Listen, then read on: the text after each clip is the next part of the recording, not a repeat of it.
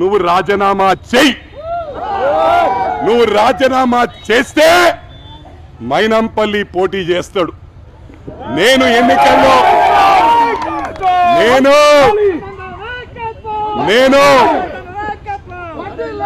నేను ఎన్నికల్లో ఓటమి పాలైతే ప్రమాణపూర్వకంగా ప్రామిస్ చేస్తున్నా, సోషల్ సర్వీస్ చేస్తా, మా నాయకుల కోసం తిరుగుతా. కానీ నేను రాజకీయాల మళ్ళీ ఉండా, పోటీ చెయ్యా. కానీ హరికృష్ణ క్యాన్వసింగ్ చేస్తా, ఆవుల రాజిరెడ్డి అన్నకు చేస్తా, చెరుకు శ్రీనివాసరెడ్డికి చేస్తా, ఇక్కడ ఉన్న వాళ్ళకు మా నర్సారెడ్డి అందరికీ ప్రచారం చేస్తా. మరి నువ్వు సిద్ధంగా ఉన్నావా? ఎందుకంటే నువ్వు ఓడిపోతే కూడా మళ్ళీ రాజకీయాలు ఉండొద్దు.